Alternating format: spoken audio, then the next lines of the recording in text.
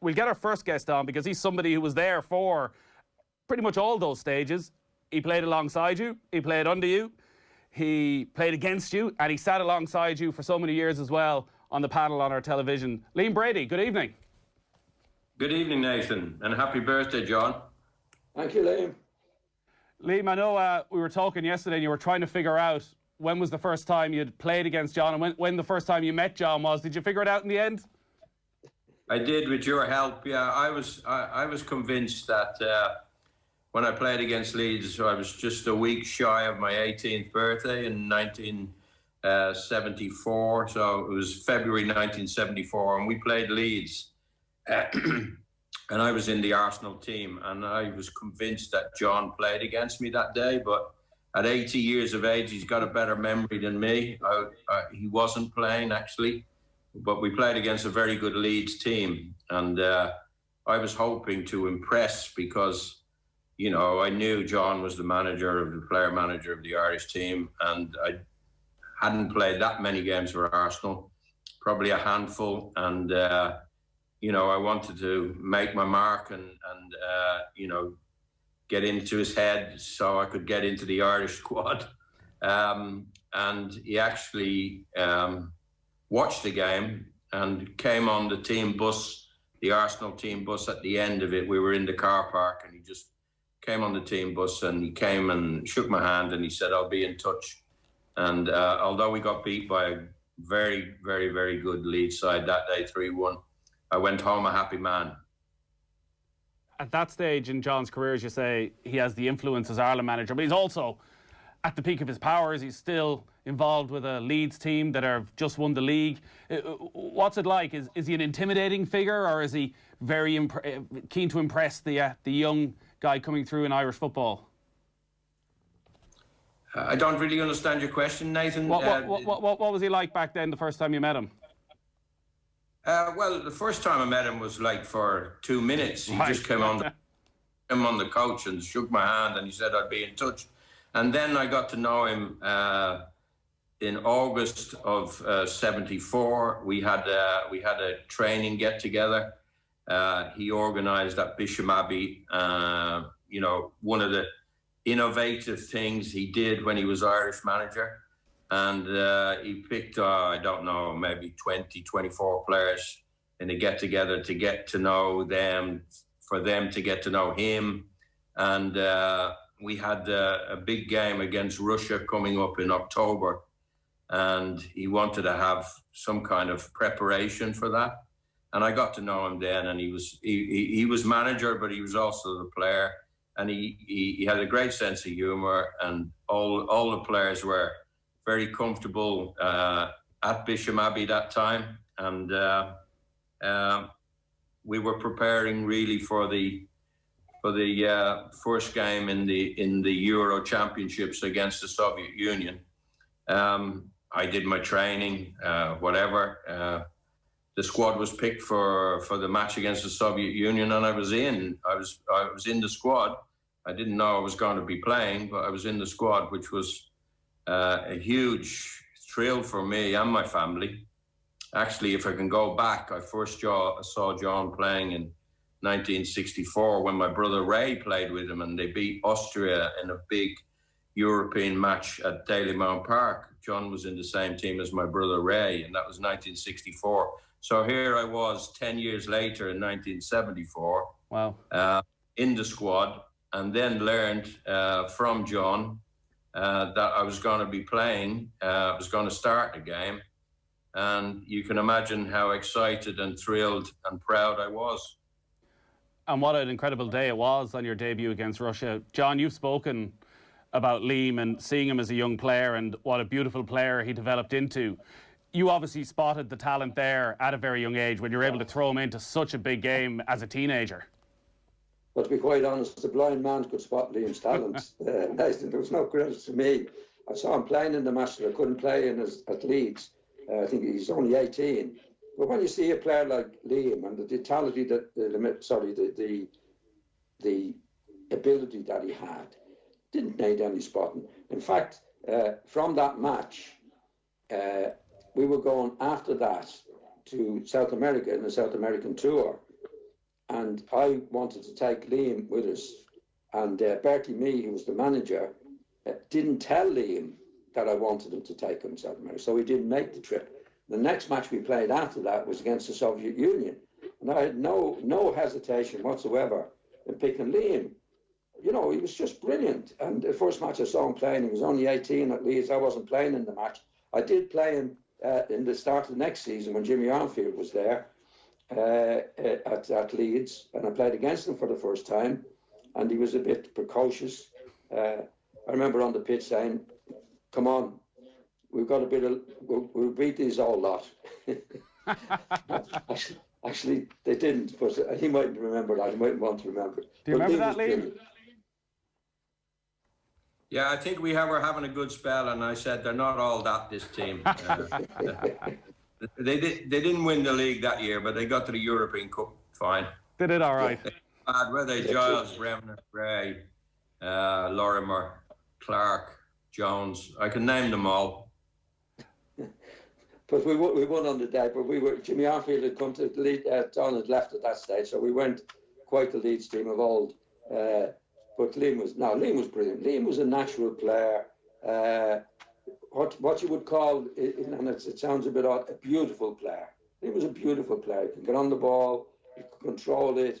He was great to watch. He was effective. He could beat players. He had that left foot. You see, if you watch the game today, Nathan, and the ball's going across the pitch all the time, you never see a midfield player beating an opposing midfield player. Liam could do that. He could distribute. He was a natural player. Like the kids that were brought up in Dublin playing on the streets, I think Liam did that. So he was a natural player. When I saw him playing for the first time, I wasn't playing in the match. When people said to me, "You picked Liam Brady," like a blind man could pick Liam Brady. It was no problem. And when he played it against Russia for the first time, I think he was only 18, 19 maybe at that time, early 19. He was just brilliant. 18, yeah. Yeah. You were too old for your age anyway, Liam. You were. you were 33. I was 18. Well, we had a few years. We had a few years playing together. We did, and we went very close to qualifying for those Euro Championships. We beat Russia. We drew with Turkey away. We won against Turkey at home. We had a great start to it, but unfortunately, beat Switzerland at home. Unfortunately, on the road, we couldn't get that win that we needed to win the group. But I had a great time playing. Nathan, I had a great time playing with John. He was a wonderful player. I used to go to Dalymount Park as a kid for all the international matches. I first saw him play, as I said, with my brother. Yeah. But I would go to all the games that Ireland played at Dalymount Park. And, you know, John played in a lot of them. And he was just head and shoulders above anybody else. Right foot, left foot. Always had time on the ball, had vision, you know, could spot where the ball needed to go before anyone else. And then he could score goals as well. Great shot with right and left foot. Just a brilliant footballer. So he was a hero of mine before I even got to meet him. Do you understand me? Yeah, it certainly sounds it. And I guess it's a testament, Liam, to your brilliance at such a young age, and to John being able to stay at the highest level for so long that you got to spend so much time playing together despite that gap in age. When you were coming in at 18 and you're in the team alongside John, what was he like on the pitch? Was he a guiding voice? Oh, absolutely, yeah. John was able to give you the very precise instructions all through the game. We played alongside one another, so we were close to one another, and he would tell me to take up certain positions and things like that. But it didn't take us long before we had a great kind of combination play between us, 1-2s and things like that. And he would get me free, and I would get him free. He was the conductor of the orchestra, and you know, that's how I remember him, both at Leeds and for Ireland. He was the main man that he would get the ball from the back four, and he would survey the situation and then decide what to do with it, you know. and I was happy to be his pupil, if that's the right terminology. John, I do want to talk about your time together on the panel as well, but just before that, we actually have a special message from somebody who I know you were an admirer of as a player, but also somebody who was on the panel with you one night as well, Paul McGrath. Hi, John. I'd just like to wish you a very happy 80th birthday. And thank you for one of the moments we had when Bill invited me onto the programme one time, and I couldn't think of anything to say. And you actually told me what to say about Kevin Campbell, the Everton boy who went back. He was in Turkey at the time. You actually told me what to say, and then you actually turned to Bill and said, yeah, I agree totally with what Paul said, and I'll always remember that. It was very good of you to help me along.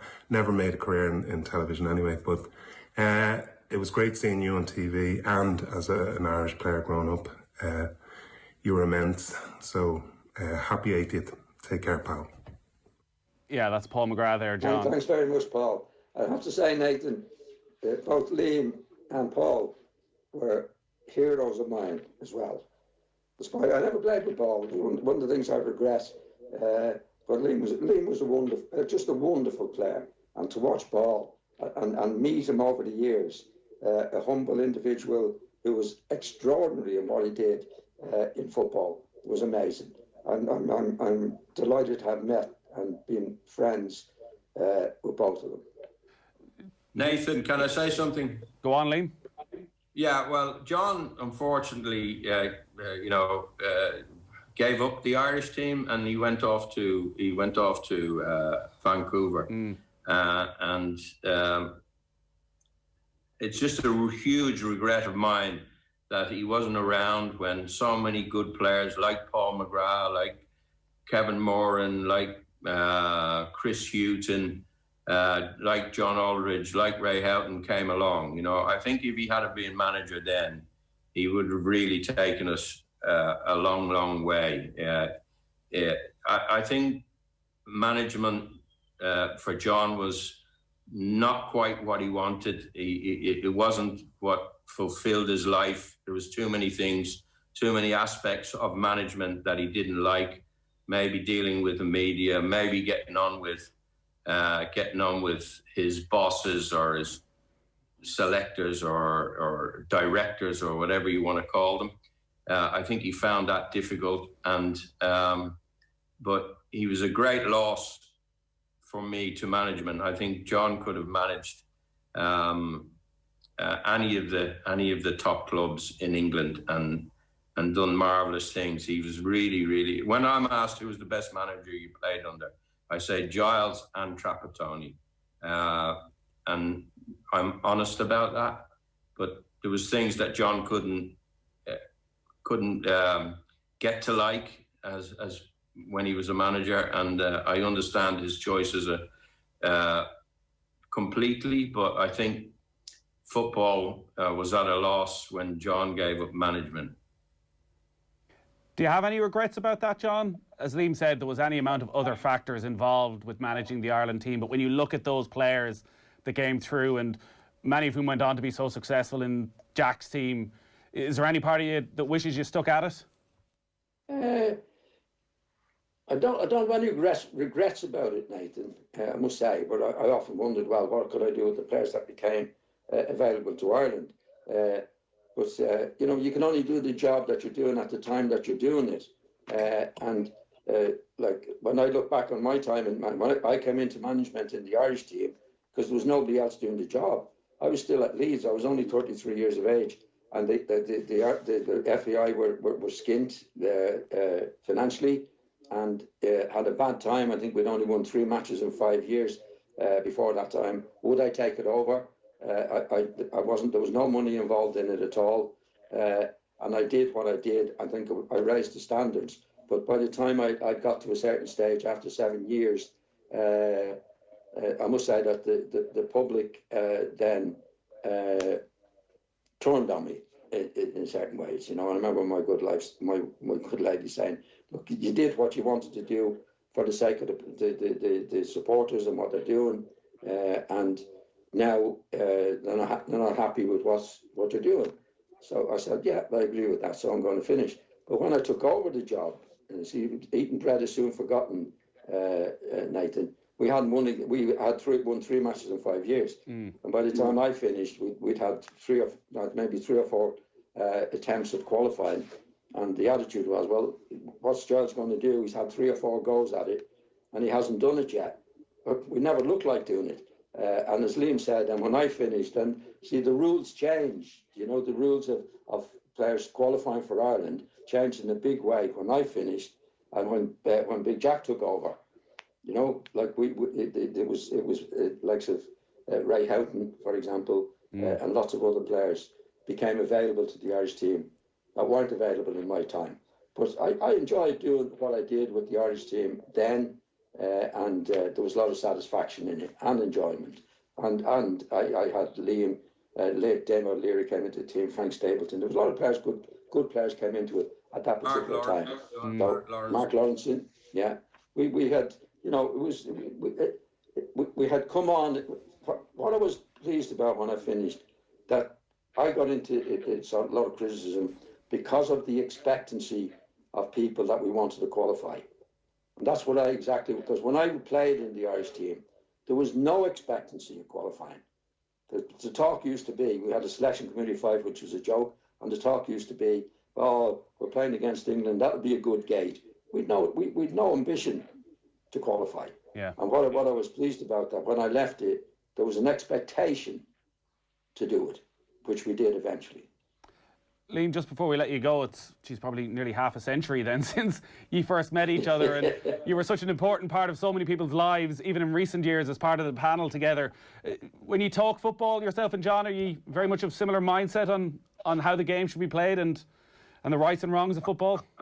I think that's pretty obvious, very, very obvious. I'd say we agree 90% of the time. Maybe on some players and some managers we kind of have different views, but 90% of the time we're on the same page. You know, he's been my manager, he's been my teammate, he's been my friend, he's been my advisor. You know, when I was playing and I had to make all these decisions, or what should I do, and he put me in touch with the right people. He encouraged me to go to Italy. I was a bit unsure. He said, "No, go. You'll be fine over there." So he's been a big part of my life.